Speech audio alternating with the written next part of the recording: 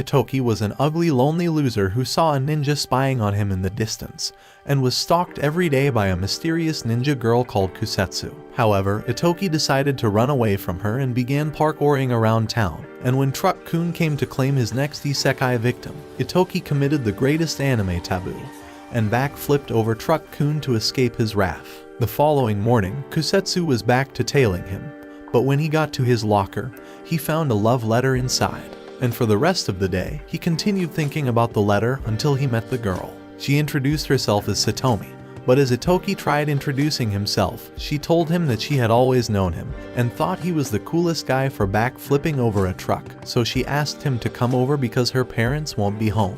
Inside her room, Itoki looked around uncomfortably, but Satomi walked in with a drink for the both of them and began taking off her clothes, causing Itoki to freak out. She forced him to lay down, begging him to develop plot with her, but as she drew closer to kiss him, our man fumbled the bag and decided to remain an anime protagonist forever. However, as he began looking around the room, hoping she was merely messing around, he looked under the bed and saw two glowing eyes from a ninja suit staring at him. As he fell back, his face was sliced with a knife, and 3 ninjas flew into the room. With Satomi looking to slash his throat, a knife flew into the room, exploding into a smoke bomb. Kusetsu appeared in the smoke, pulling Itoki with her, and as she began kicking off the ninjas, she threw him out the window. Luckily, he fell into a canopy and was rescued by a lady. As the car sped away, Itoki began screaming, but the lady told him to be silent. She was Riha, and she worked with Itoki's mother at the store. After realizing who they were, Itoki wondered where they were going, so Kozo said a place far away from the city. However, a jeep drove into their way, and as they sped across the road, the jeep spewed dust on their window and laid spikes into their tires, sending them crashing into the walls. As Itoki woke up, Riaya pulled him out of the car and told him to return down the road they came from. As they continued fighting off the opposing force, Itoki began running away, wondering how the hell he got into this mess. After running all day and night, he realized that he was lost and couldn't find his way back. Suddenly, the lights went out in the streets and in the whole city, leaving Itoki wandering in the darkness. But luckily, a policeman appeared behind him. As Itoki tried repeating his story, a ninja appeared behind the man and sliced off his throat. Itoki looked horrified and started backing away, but he bumped into another ninja, who smacked him into a wall. With Itoki gagged and tied up, he closed his eyes, ready to give up. However, Takasada appeared before them, smoking a cigarette. When he told the slain police that he would slice his head off, the man swiftly stood up. Apparently, he was one of them. The lights turned back on in the street, and in a flash, Takasada teleported beside Itoki. The ninjas jumped back in fear, but began charging toward him, as he transformed into a ninja of his own.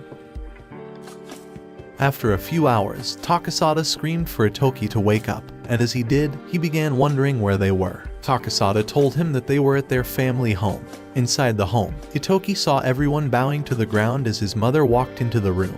He looked shocked to see her, and when he called her mother, she told him to call her Chief. She looked cold, and the sight of her made Itoki afraid. Soon, she began telling him that they are a ninja clan from the Iga village, who have lived in peace for decades by using the store as a front for their activities. However, the Kuga clan, renowned for being the most powerful clan in the world, were looking to destroy their village and annihilate him, since he was next in line to rule. After saying these words, she asked him to become a ninja and to help fight for their village, but Itoki still would not accept, so Takasada began dragging him outside. While outside, Takasada told him that his choices were to either become a ninja or become sushi for the Kuga clan. As Itoki screamed his frustration at both options, his uncle wondered if he would rather be sent off to a faraway country until a new successor was chosen. However, Itoki was afraid of staying away from his mother, so as he began crying, he finally agreed to become the next leader. Meanwhile, in a faraway cabin, Satomi and a strange man realized that Itoki had been taken away to the Iga village, so they decided to wait for their next opportunity to eliminate him. The following morning, as Itoki woke up, he saw Riha waiting outside his room and was relieved knowing he was safe. After a few hours, she showed him a video of a ninja school where they were hoping to send him, but Itoki was surprised that it looked like a regular school. Riha told him that his exam into the school was only in a few days, causing him to scream in shock. A few days later, Itoki returned home, and while having dinner with his mother, he decided to ask about the death of his father, since he was the former leader of their clan. but Yumika thought it was best not digging into the past and told him not to think about it. The following morning, Takasada and Kusetsu arrived to pick him up for his exam. However, Itoki thought he was not ready and started wondering if he should practice some fire breathing techniques. So Takasada began teasing him and called his cigarette a fire technique. Kusetsu told him that there were no fire breathing techniques, but Itoki thought she was trying to trick him. A few hours later, they arrived at a mall for Itoki's exam. And as they walked inside, Itoki thought it looked like a regular store, so Kusetsu told him a secret code for the attendant. And after telling her, she led them to a secret passage. As they went through the passage, they arrived at a room full of mean-looking faces, but a few minutes later, the teacher arrived, telling them that their test was a hide-and-seek challenge, and that they had to find each other within a few minutes. When it was time to begin, Itoki realized that his partner for the exam was Satomi, who was disguised in a wig. After she walked into the store, the teacher told Itoki to begin his search for her, and soon, a random man began walking towards him with a knife, but Takasada pulled him into an aisle, wringing his neck, and pretended helping him around the store.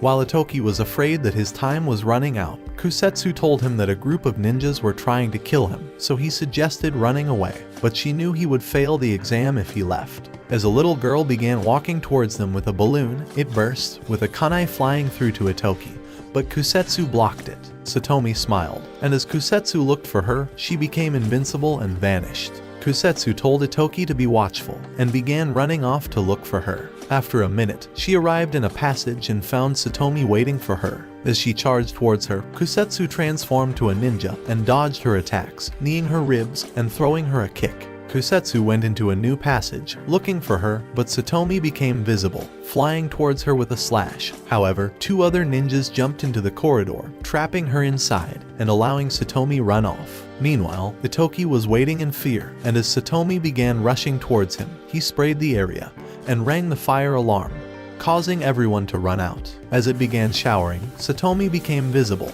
but as she drew her knife, she charged towards him, but was kicked back by Kusetsu. Immediately, two agents caught her, and as they began taking her away, Itoki thought of touching her and passing the test. But another agent told him that the test was already over. A few hours later, Takasada told Itoki that he failed the exam and would have to hide until the following year. But a moment later, after he received a call, he told Itoki that he's been accepted into the school, leaving him shocked. After a few weeks, Itoki was ready to leave for the school, and as he traveled through the city, he thought he might never return home again. Soon, they arrived at a train station, and Takasada waved him goodbye. A train stopped before them, and as they traveled in it, Itoki noticed the beautiful scenery around them. Arriving at the school, Itoki met a beautiful girl, who introduced herself as Ryoko, but after a while she began leaving with her friends. Itoki began waving goodbye, but Kusetsu kicked him from behind, telling him to walk. After a few minutes in the school, Itoki noticed that Kusetsu had vanished from his side, and as he began calling for her, a young group of students bumped into him.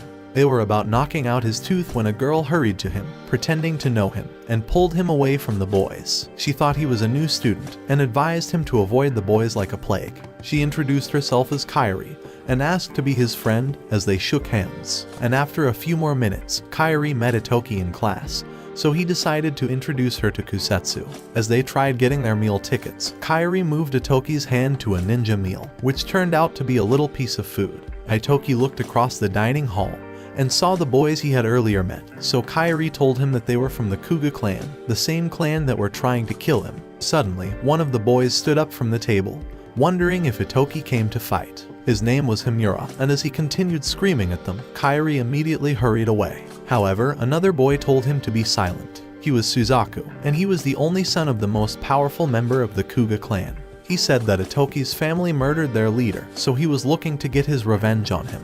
That evening, Itoki, Kusetsu, and Kairi arrived at their dormitory, and as they walked inside, Kairi advised Itoki to avoid Suzaku as much as he could. That night in his room, Kusetsu came in to tell him that she would always protect him from everyone, even if it made him uncomfortable. By the following day, an instructor told the students that they would be learning how to use ninja suits and cores, but Itoki had never heard those before, so he watched Kusetsu activate her suit, before activating his own. When the teacher told them to travel across the island for their prize, the students swiftly ran off, jumping down the mountain. However, Itoki discovered that he could not move in the suit, but Kusetsu decided to ignore him and began running off. Luckily, Ryoko found him and started moving her hands around his bone until he could move again. She told him that his suit was too tight, and as she pushed him off, he began running, but after a moment, he fell to the ground. Meanwhile, Kusetsu and Suzaku were climbing to a rooftop, but Suzaku suddenly flew towards her and hit her with a kick. But as she blocked, she began falling, but luckily caught the wall again. As soon as Suzaku claimed his prize, Kusetsu also claimed her own. Itoki and Ryoko were running across a bridge when they saw Suzaku running towards Itoki to attack him. As he jumped, flying towards him with a blow, Kusetsu punched him away, but he began running again.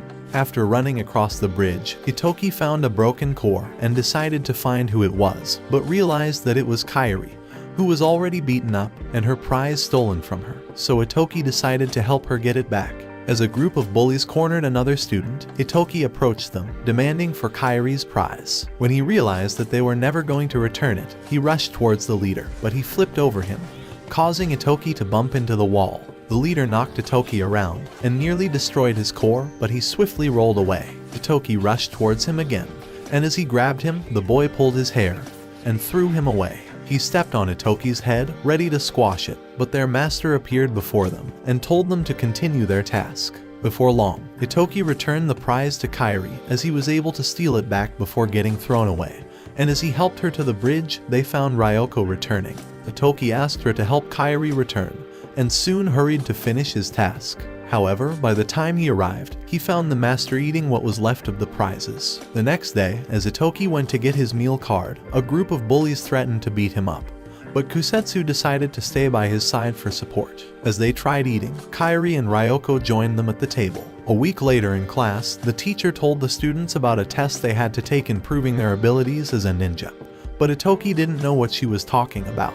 So after the class, he asked Ryoko to teach him how to use weapons, as he thought he would have to defend himself in battle. However, Kairi walked in on them and told him that the test was to sneak into her office and steal the answers from her vault. That afternoon, while Ryoko was showing Itoki a ninja device, she began telling him about her dream to continue as a ninja forever, but her father wanted her to become a dutiful wife after leaving the school. This made her sad, and she thought about never returning home again. In Itoki's room, later at night, he wondered why he was chosen to be the next leader of his clan, as he thought he didn't deserve to be in the position. So Kusetsu told him that the clan was only concerned about passing on leadership to whoever was next, and it didn't matter if the leader couldn't change his own diaper. The following day, while Itoki and his friends were plotting a way to break into the teacher's office, two boys asked to join their parade. Having seen Itoki take on the bullies during their task, they thought he was the perfect role model, so Itoki decided to accept them into the group. At school that night, Itoki and his friends snuck through the corridor, heading for the teacher's office. Ryoko gave him a drone to spy at her, and as he threw it, it flew into the office, looking at the vault and keys. But as it returned, it smashed into a glass, alerting the teacher. Immediately, the students began flying out of the window, but Itoki's hook came off, and he began falling, but was caught midair and pulled up before the teacher saw him. When the teacher began chasing Kairi, she threw a smoke bomb and ran off, screaming in fear. Inside the office, Itoki and Ryoko discovered that the key to the safe had vanished, and before long, a group of bullies began beating up Itoki's friend, so Kusetsu hurried to save him. Afraid of getting caught by the teacher, Ryoko decided to hack into the safe, and was finally able to steal the answers. However, the following day in class, as they prepared to take the test, they discovered that the answers were totally false, and they were basically screwed. After the test, Himura and his gang laughed at them because they had switched the answers in the vault before they arrived. The next day, Itoki and his friends began cleaning the school as a punishment for failing the test, but Kusetsu suddenly pulled him aside and told him that there was a mole among them who was working with Suzaku and his friends, and had switched the answers in the vault to screw them up. At these words, Itoki began staring at everyone's faces in shock. The following day in class, the teacher told them about their exam in the coming weeks, which were often extreme activities that could lead to their deaths. Itoki realized what her words meant and immediately became afraid. So after the class, he wondered if he could skip the exam, since more than half the students were trying to eliminate him. But Ryoko told him that he would get kicked out of the school for being a disgusting weakling.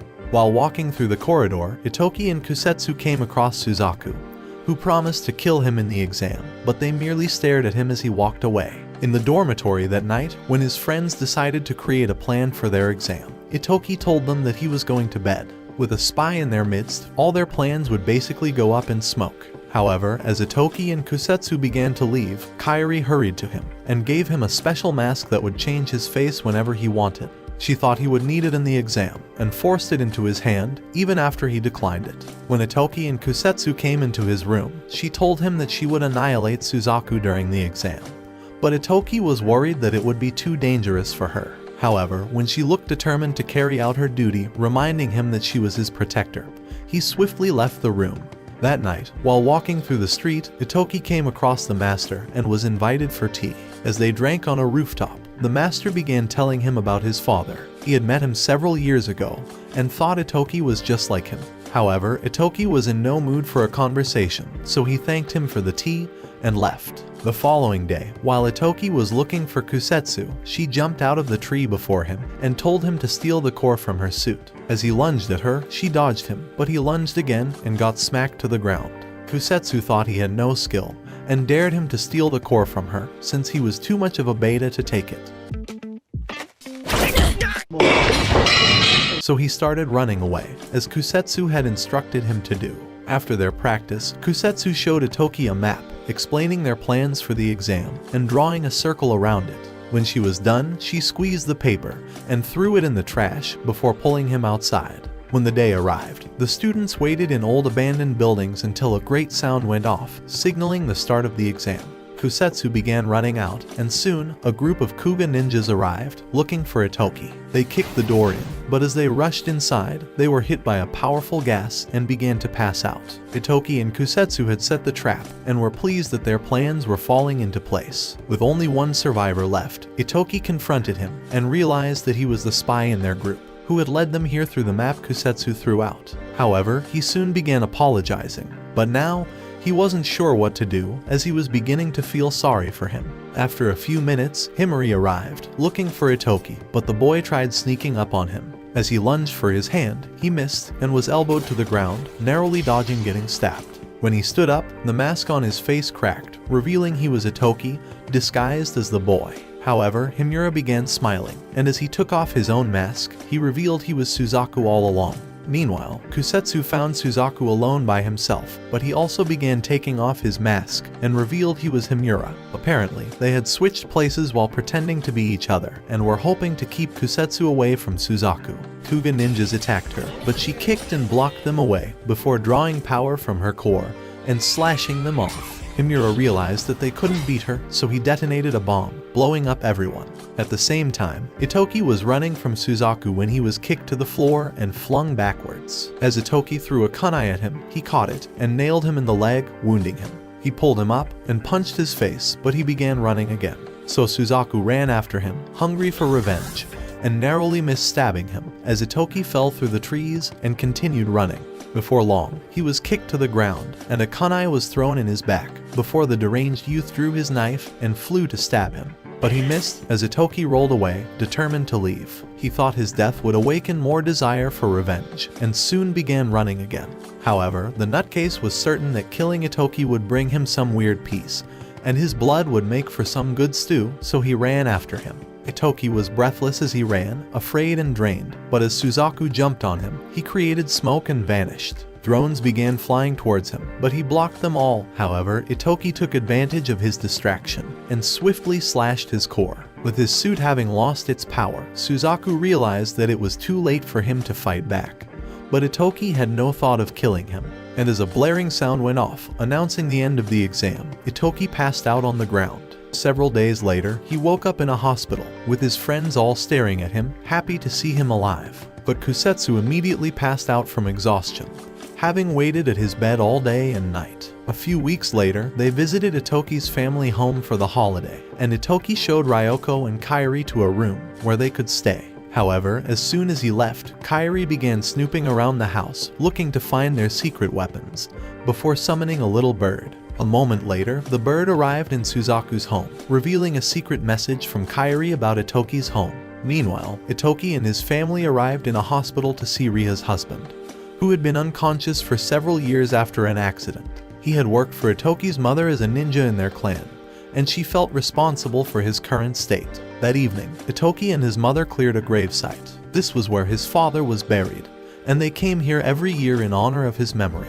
And although Itoki could hardly remember him, he thought that he must have been a good man since everyone spoke so kindly of him. Soon, Itoki's mother began telling him about his father, who was murdered while trying to protect the village from invaders. She thought that the Kuga clan were responsible, and hoped that Itoki would not be killed like his father. The following day, Itoki and his friends arrived at the store to buy items for the family home. However, he soon discovered that everyone was a ninja for the clan. Later that day, as they arrived at the river, hoping to catch some fish, Itoki saw the girls in stunning outfits and began stuttering at the sight of them.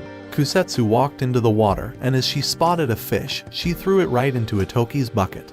And in a few minutes, they all began fishing.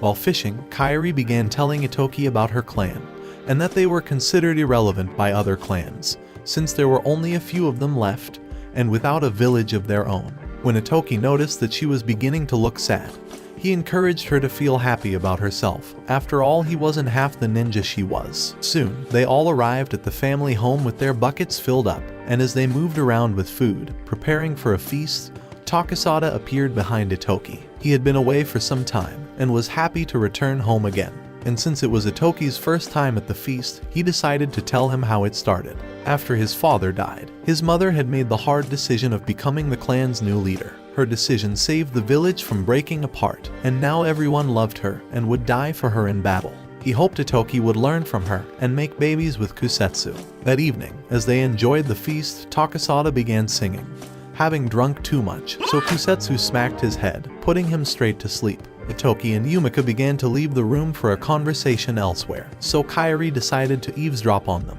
However, a man stopped her and began talking about Itoki, and that he thought she was the greatest saint in the world after Pope Francis, and somehow, his words made her repent from her sins. Inside the room, Yumika began telling Itoki all their secrets, and why they were the most powerful ninja clan in the world. She wondered if he was ready to become the greatest ninja of them all, so he told her that he was. A week later, Kozo hurried to tell Itoki and his friends that the academy was closed down, as a lot of students were mysteriously vanishing. Later that day, they were informed about a ninja committee meeting, which only happened once in several decades to decide the future of every clan. And by the following day, Yumika began to leave for the meeting, promising to return as soon as it was over. At the meeting, Yumika, Takasada, and Kozo met the leaders of other clans, and as Hayato, a police of the committee, began. They soon discovered that a few clan leaders were missing from the meeting. They were clans who supported Yumika and her village, and as she began wondering what happened to them, she thought the Kuga clan were responsible for their disappearance. Hayato said that the Kuga clan were looking to start a war by annihilating every ninja clan in the world, and stealing their resources for themselves. And since the committee meetings were meant to arrest leaders causing chaos, he decided to arrest the clan's leader himself. The other clans stood in support of his arrest, but a man suddenly walked into the room, introducing himself as Genji, another police of the committee, and began accusing Yumika of eliminating the slain Kuga leader. He showed a video of the murder, and concluded that a member of her clan committed the atrocity, immediately demanding for her arrest. But Takasada stood in his way, ready to slay him in that instant. However, Yumika stopped him, and began to follow them. That evening, after Itoki was informed about her arrest, he thought he was better off taking her place. And by the following day, with the villagers all gathered together, Itoki declared himself as their new leader. However, the next day, while they were waiting for news on Yumika, Takasada showed up at the door and summoned Itoki and Kusetsu for a private meeting. Hayato had been killed, and Genji, who arrested Yumika at the meeting and worked for the Kuga clan, was threatening to annihilate her, as the Kuga clan were determined to discover their secrets. At a meeting later that day, the villagers suggested rescuing Yumika before she was executed, but others were afraid of riling the committee. Takasada thought the committee were shit for taking sides with the Kuga clan, and offered to slay them all in their sleep, but the others were afraid of starting a war. Suddenly, they all began staring at Itoki, waiting to hear his decision. However, when he continued staring like a lost, confused boy trapped in the woods, Kusetsu flew at him with a knife. Having seen enough of his stupidity, she thought that annihilating him would be better for everyone. After all, he was good for nothing. Since Yumika had adopted her when she was a little girl, and raised her like her own daughter, she had become her only family. Kusetsu was determined to save her from those fuckers and was looking to make the decision herself if Itoki was too soft for it. However, Itoki decided to man up, and as she released him, he began coughing, and soon agreed to rescue Yumika. It was a decision that would cast them into a war with the committee. Meanwhile, in the Kuga clan base, Suzaku arrived into the office of the Kuga leader, having been informed by Kairi on the plans to rescue Yumika from her cell. He thought that this was their perfect opportunity to annihilate everyone in the village, as Kusetsu and Takasada were both away for the rescue, and swiftly declared his desire to lead the raid. In Itoki's home, Kairi told him about news in the city on an attack that was making everyone run home, but they had no idea what it meant. Right then, Kozo hurried in, telling them that the Kuga clan were coming to eliminate everyone in the village, and that the news around the city was a mere diversion from the nearing attack. So a moment later, Riha opened a secret door in the room that would momentarily keep them safe, and with Kusetsu gone, Itoki looked to be in the soup. Meanwhile, Kusetsu and Takasada arrived at the prison to rescue Yumika, and after pretending to lose their way, Kusetsu swiftly put the security to sleep. Immediately, they switched into their ninja suits and ran through the prison before Kusetsu kicked down the window. She threw a smoke bomb as the prison guards charged at them, and the both of them blew past the security, blocking their attacks and knocking them to the ground. Soon, they arrived at Yumika's cell, and after telling her that Itoki ordered for her rescue, Kusetsu kicked down the door. However, just as they hurried outside, they came across the scumbag and a new set of security. Takasada told Kusetsu to rescue Yumika, so she caused a smoke bomb and vanished with the distraction, as Takasada impaled the men before they could run after them. Meanwhile, in Itoki's village, a Niga ninja tried stabbing a robot, but another came flying at him as he narrowly dodged and watched it jump out of sight. As another fighter faced off with two bots, one jumped behind him and impaled his knee, but he stabbed it. Another flew at him with a kunai, but it stopped and began jumping back into the darkness, before it soon killed the last one. In Itoki's home, they discovered that the Kuga clan were fighting the Iga ninjas with robots. The enemies were endless, and Riha thought it was only a matter of time before the robots breached their defense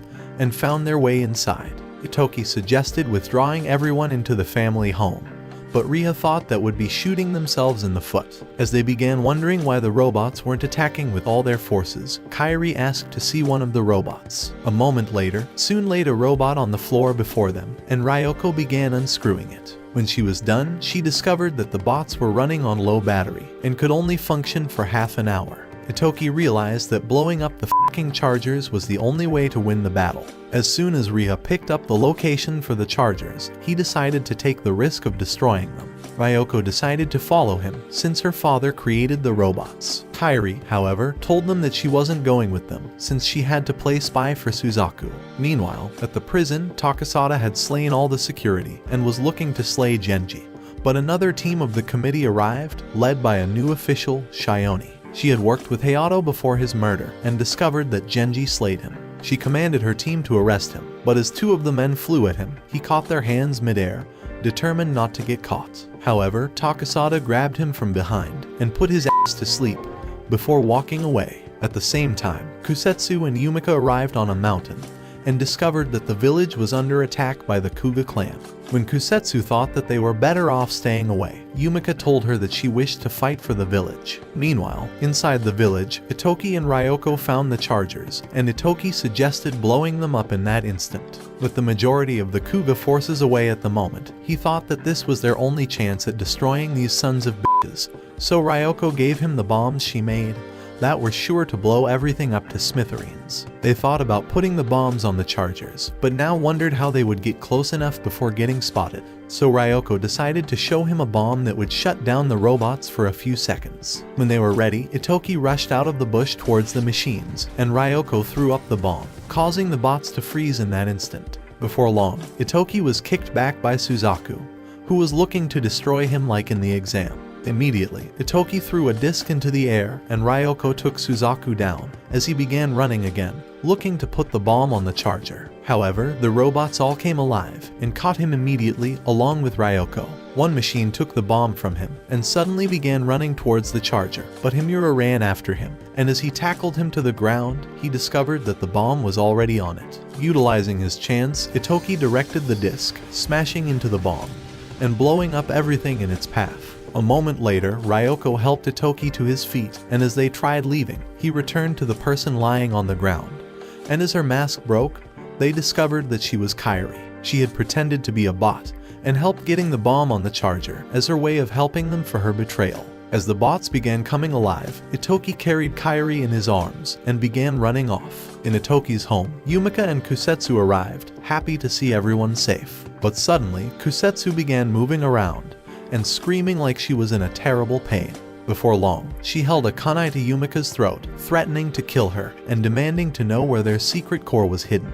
She led Yumika into a room and shoved her to the floor as her eyes glowed like she was possessed by some evil spirit. She pointed her kunai at Yumika, but she stood bravely before her and took a slash to the face. However, she walked closer to her, putting the kunai aside and taking off Kusetsu's mask to realize that she was biting hard on her lip, fighting to be free from the control over her mind. Yumika thought something strange was happening to her, but everyone thought she was another spy and betrayer for the Kuga clan.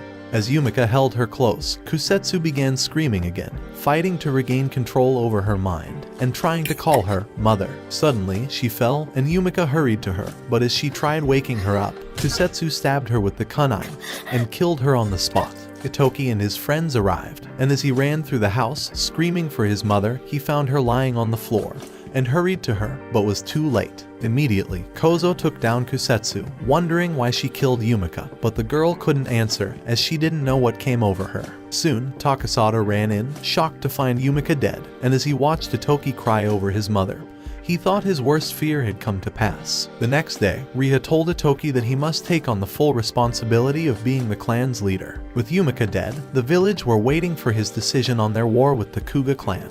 However, Itoki could only remember how his mother had died, how the villagers had tried to save her, and how his frustration had caused him to scream at Takasada. That evening, with everyone gathered together, Itoki put his thumb in the contract and became the true leader of the clan. However, he wasn't happy, and as the villagers began demanding for retaliation on the Kuga clan, he merely stared at them. One villager thought Kusetsu was the greatest betrayer in the world for killing Yumika and deserved to have her head chopped off like a fish, but Itoki was terrified at the mere thought of it. She had been his protector for several years and had saved his ass from trouble more times than he could remember. Soon, the villagers began suggesting an all-out war on the Kuga clan and annihilating them like a sack of shit.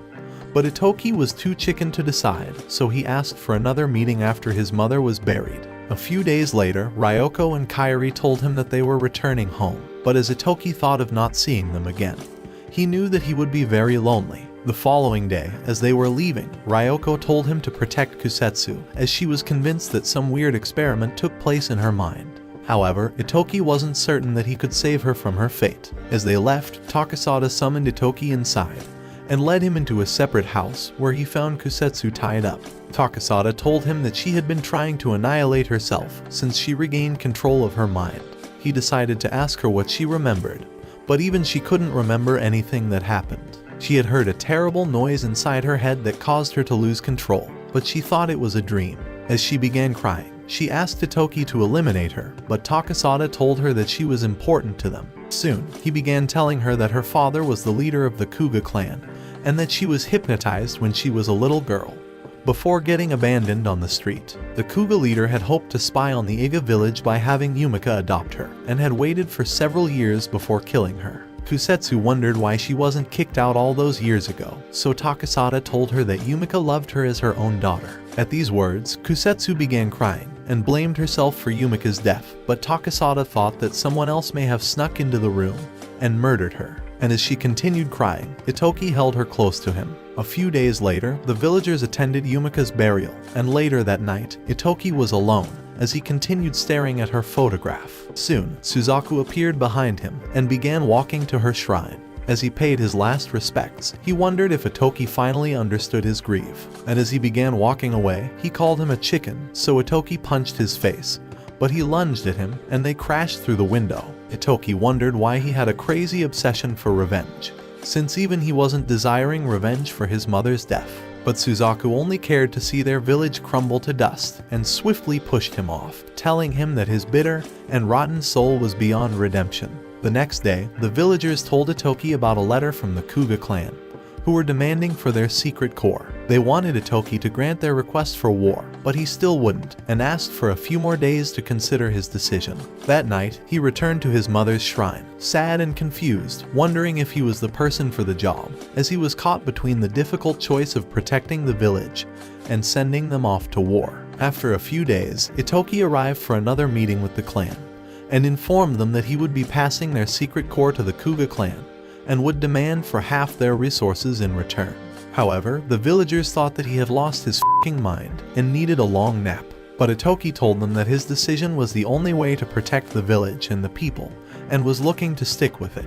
He threatened to kick out everyone that weren't in support and began walking away. But after a few days, Shioni told him that the Kuga clan were unwilling to share their own resources and were looking to attack the village again for the core. Meanwhile, Kairi arrived at Ryoko's home to find it burned to the ground by the Kuga clan.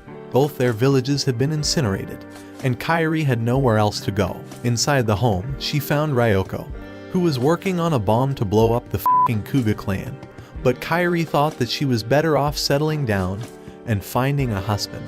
However, she soon began crying, sad to be the only one left in her village. With nothing more to lose, Kairi decided to tell her that she had been spying for the Kuga clan and aided their attack on the Iga village. She thought that she was the greatest sinner in the world and also began crying. However, Ryoko thought that she was worth being redeemed and decided to embrace her. In Itoki's village, the clan demanded for his resignation, calling him a baby who couldn't pick his own nose.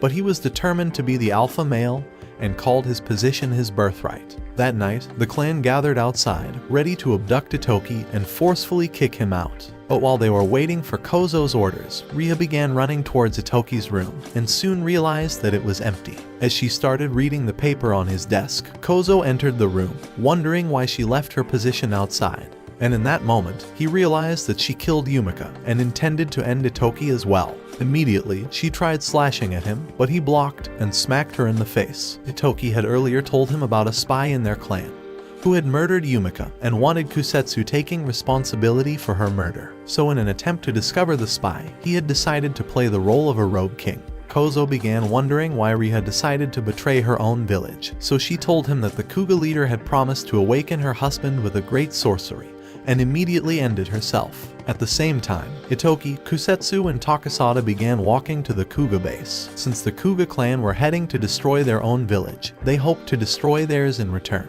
However, Itoki wanted to be the sacrificial lamb and asked Takasada and Kusetsu to return to the village, but they wouldn't listen to him. They thought that they would also make some fine mutton and were determined to support him. Inside the Kuga base, a receptionist pressed a buzzer as they walked in, alerting the security, but Itoki merely asked to speak with the Kuga leader. Soon, they were surrounded by robots, and Kusetsu flew into the air, kicking the machines, and Itoki slashed them. As a bomb went off, Ryoko appeared in the smoke, knocking down a bot, and Kairi slashed another. They came to support him, and were looking to bring down the Kuga clan, so Kairi decided to apologize for spying on his village, and swiftly ran off. Ryoko punched and kicked off the enemies, and as two flew at her, Kairi kicked them back, allowing Itoki and his clan to run up the stairs. Soon, they came across 3 enemies, and 100 robots jumped in their way, so Itoki drew the power from his suit and flashed through them, slaying them in an instant.